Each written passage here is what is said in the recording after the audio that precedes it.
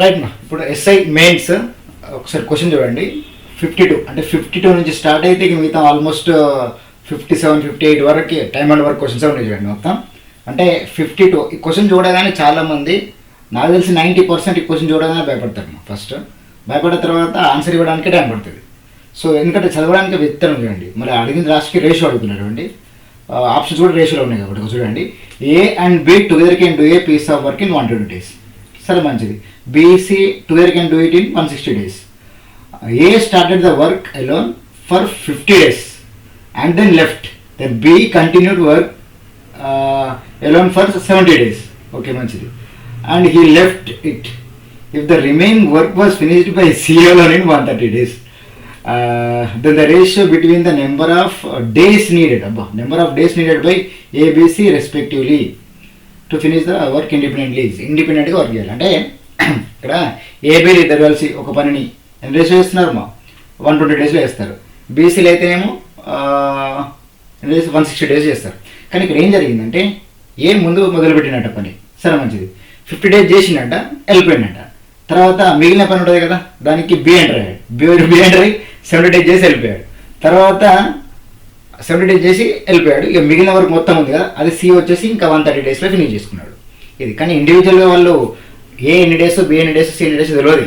కానీ ఏబీకి ఇచ్చిండు, బీసీకి ఇంటర్లింక్ ఇచ్చిండు. ఇట్లాంటి క్వశ్చన్స్ కొంచెం డిఫికల్ట్గా అనిపిస్తాయి. ఈ క్వశ్చన్ చూసి చదవడానికి టైం అయిపోతుంది. దాన్ని అర్థం చేసుకుని ఆన్సర్ ఇవ్వాలి కదా. ఏదైనా సరే లాజిక్ నెవర్ ఫెయిల్స్. మనం టార్గెట్ ఫిక్స్ చేసినామంటే వార్ వన్ సైడ్. ఓకే, నేను నాట్ టు వరీ. చెప్పండి మెడల్ చెప్పండి. ఏబీ టుగెదర్ చెప్పండి. తను ఇచ్చిన స్టోరీ ఏంటంటే ఏబీ టుగెదర్ ఎంత ఇచ్చాడు వర్క్ వాల్యూ? 120 days ఇచ్చాడు. తర్వాత నెక్స్ట్ బీసీ టుగెదర్కి ఇచ్చాడు. బీసీ టుగెదర్ వచ్చేసి ఎన్ని డేస్ ఇచ్చాడు? 160 days ఇచ్చాడా? 160 days ఇచ్చాడు. సరే ఏ 50 days చేశాడు? కన్ఫ్యూజ్ అవ్వకండి. ఎప్పుడైనా సరే మనకి ఏబీ బీసీ ఏదైనా సరే మన టార్గెట్ ఎట్లా ఉండాలి? రెండింటికి కలిపి ఉండాలి కదా. చెప్పండి. 120కి 160 టార్గెట్ ఎంత? 480 అంతే కదమ్మా. 12కి 6కి 16కి టార్గెట్ అంటే మనం 480 తీసుకుంటాం. 480 బెస్ట్. ఓకే, 480 టార్గెట్ అనుకుంటాం. 480 by 120 కొడితే 4 చాక్లెట్స్. 480 by 120 4 చాక్లెట్స్ ఎవరు తింటారు? ఏ ప్లస్ బి ఇద్దరు కలిసి తింటారు. అట్లే 480 by 160 కొడితే 3 చాక్లెట్స్ ఎవరు తింటారు? బి ప్లస్ సి కలిపి తింటారు. కానీ ఇక్కడ A efficiency, B efficiency, C efficiency రావాలి. వాళ్ళ సముదాయం మనకు ఏబిసిల సామర్థ్యాలు వస్తే బట్ అడిగింది లాస్ట్కి ఏంటి? డేస్ అంటున్నాం. వల్ల ఇది ఎఫిషియన్సీ రేషియో వచ్చిన తర్వాత డేస్లోకి మార్చుకోవాలి. మళ్ళీ ఎఫిషియన్సీకి డేస్ ఇన్వర్స్ ఉంటాయి కదమ్మా. ఎఫిషియన్సీకి డేస్ ఇన్వర్స్. ఎక్కువ సామర్థ్యం ఉంటే తక్కువ రోజులో పని చేస్తారు కదా. అంటే ఎఫిషియన్సీ రేషియో వచ్చిన తర్వాత అంటే ఇప్పుడు ఏబీలో 4 ఉంది, బీసీకి 3 ఉంది. మరి ఏ ఎంత, బి ఎంత, సి ఎంత తెలుసుకొని ఇండివిజువల్గా ముందుకెళ్ళాలి. కానీ ఇక్కడ ఏం జరిగిందంటే ఒక అద్భుతం జరిగింది. ఏంటది? ఏ వచ్చి 50 days చేసిండు.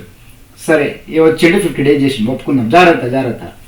మళ్ళీ తను అయిపోయిన తర్వాత ఎవరు వచ్చారు? బి వచ్చిండు. బి వచ్చి 10 days చేసిండు, 70 days చేసిండు.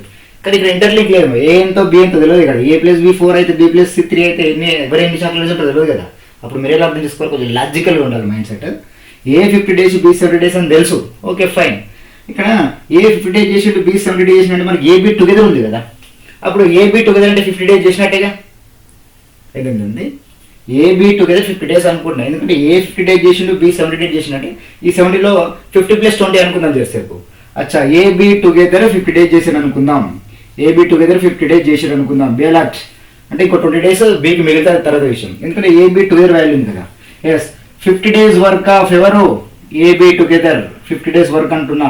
ఏబీ టుగెదర్ 50 days వర్క్ చేస్తారు అనుకుంటున్నా. అట్లా ఎవ్రీ డే 4 చాక్లెట్ 54 200 చాక్లెట్ తినేసారు. రైట్. కానీ బీకి ఇంకా 20 days వర్క్ మిగిలింది. ఎందుకంటే బీ 70 days చేయాలి కదా. సరే బీ 20 days వర్క్ మిగిలించుదాం. మళ్ళీ బీసీకి ఇంటర్లింక్ ఉంది కదా. సరే బి వెళ్ళిపోయిన అనుకుందాం. చెప్పు ఆగండి. బి వెళ్ళిపోయిన అనుకుందాం. అప్పుడు సి వచ్చేది 130 days చేయాలి కదా. అంటే 130 days చేయాలంటే బీకి మిగిలిన 20 days సితో ఇంటర్లింక్ చేసుకుంటే సి కూడా 20 days తీసుకుందాము. ఇంకా సికి 20 days తీసుకున్నామంటే సికి ఇంకా 110 days ఉంటుంది, వేరే విషయం. కానీ నాకు బీసీ టుగెదర్ వాల్యూ కావాలి. బీకి 20 days మిగిలింది, మళ్ళీ సి 20 days కలుపుకుంటాం దాంట్లో. ఎందుకంటే బీసీ టుగెదర్ ఉంది కదా నాకు.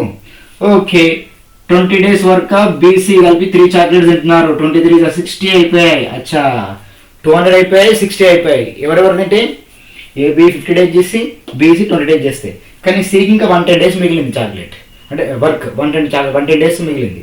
అంటే 110 days వర్క్ చేసినట్టే ఇప్పటివరకు అయిపోయిన చాక్లెట్స్ ఇంపార్టెంట్ మనకి. ఇప్పటివరకు అయిపోయిన చాక్లెట్స్ బట్టి చూస్తే ఈ 110 daysకి సికి ఎన్ని చాక్లెట్ మిగిలిందో తెలిసిపోతుంది. అంత లాజికల్గా ఉండాలి మా మైండ్ సెట్. ఏ 50 డేస్, బి 70 డేస్ అంటే 50 దాంట్లో మెర్జ్ చేసుకుని 20 డేస్ మిగిలించిన, మళ్ళీ బికి 20 మిగిలింది, సితో ఇంటర్లింక్ చేసిన, C 20 days, B 70 days 20 days వరకు తీసుకున్నా. ఇప్పుడు సికి ఇంకా 110 డేస్ మిగిలింది. అంటే మిగిలిన చాక్లెట్స్ అంటే అవుట్ ఆఫ్ 480 బిఆర్అట్, అవుట్ ఆఫ్ 480 260 కట్ చేయండి మా. 480లో ఎంత 260 కదా, అంటే అవుట్ ఆఫ్ 480 260 పోయినా అంటే ఎంత 220. ఎస్ 220 చాక్లెట్స్ తినాలి. ఈ 220 చాక్లెట్స్ ఎవరు తింటారు? సి తింటాడు. ఎన్ని డేస్లో తింటాడు? 110 డేస్లో తింటాడు. 110 డేస్లో 220 తింటున్నాడు అంటే ఎవ్రీడే 2 చాక్లెట్స్ దొరికిపోయింది కథం. ఇది మనకు కావాల్సిన స్టోరీ. ఎవ్రీడే 2 చాక్లెట్స్ సికి తెలిసిపోయింది మా. సికి 2 చాక్లెట్స్ వచ్చినాయి, సికి 2 చాక్లెట్స్ వచ్చినాయి. మరి బికి ఎన్ని చాక్లెట్స్ ఉంటాయి? 1 చాక్లెట్ తెలిసిపోయింది. మరి బి ప్లస్ సి 3 చాక్లెట్స్ రావాలి కదా మా. Simple concept right. సో ఈ లెవెల్ ఆఫ్ పర్సెప్షన్ మనకు బాగా అలవాటు అవ్వాలి రైట్. మరి బి 2 వచ్చింది, సి 1 వచ్చింది, బి 1 బి ఎంత బి 1 వచ్చింది కదా. ఏ ఎంత వస్తుంది చెప్పండి? బి 1 పోతే 3 వస్తుంది రైట్. ఇప్పుడు చెప్పండి మా, A is to B is to C వాళ్ళ యొక్క ఎఫిషియన్సీ, తినే కెపాసిటీ. సి 2 తిన్నాడంటే బి 1 తిన్నట్టే కదా లాజికల్గా. లాజికల్గా చెప్పండి ఇప్పుడు సి వచ్చేసి 2 చాక్లెట్స్, బి వచ్చి 1 చాక్లెట్, ఏ వచ్చి 3 చాక్లెట్స్ రైట్. ఎస్ 3:1:2 టక్న సెలెక్ట్ చేయకండి ఆప్షన్. ఇదేంది ఎఫిషియన్సీ. 3:1:2 ఇచ్చిన ఆప్షన్లు ఇచ్చుంటాడు ఇవ్వలేదు సరే. 3:1:2 ఏంది ఎఫిషియన్సీ మా. కానీ మనకు కావాల్సింది ఏంటి? ఎఫిషియన్సీ కాదు, దానికి డేస్ కావాలి. ఎఫిషియన్సీకి డేస్ ఎలా ఉంటాయి? ఇన్వర్స్ ఉంటాయి, అంతే సింపుల్. అంటే లాజికల్ ఆన్సర్ చెప్పండి ఇక. ఆన్సర్ వచ్చేసి ఎఫిషియన్సీ కానీ నాకు డేస్ కావాలి. డేస్కి ఆన్సర్ చెప్పండి మా. 1/3:1/1:1/2. ఏది లేకుండా మల్టిప్లై మనకు తెలుసు కదా రేషియో అంటే. 3 ఉంది 2 లేదు, 2:1 ఉంది 2 లేవు, 6:2 ఉంది 3 లేదు, 2:6:3. బస్ answer 2:6:3. 2:6:3 first option is our answer right. ఎంత వెరైటీ ఉంది చూడండి. ఈ లెవెల్ ఆఫ్ పర్సెప్షన్ మనకు అలవాడాలి. Time and work is nothing but target fix చేయాలి. డేస్ కనబడే టార్గెట్ ఫిక్స్ చేసినాక ఏకి బికి ఇంటర్లింక్ లేదు అంటే ఏబి ఇంటర్లింక్ ఇచ్చిండు, బీసీ ఇంటి ఇచ్చిండు. కానీ ఏ ఇండివిజువల్గా బి ఇండివిజువల్ వర్క్ చేసుకుని ఇచ్చినప్పుడు మనం వాటిలో ఉన్న కామన్ వాల్యూ 50 డేస్ కామన్ తీసుకోవాలి, ఇక్కడ 20 డేస్ కామన్ తీసుకోవాలి. ఇక 110 డేస్ మీకు వెళ్తాయి. 130లో 20 డేస్ కట్ చేసిన మాట.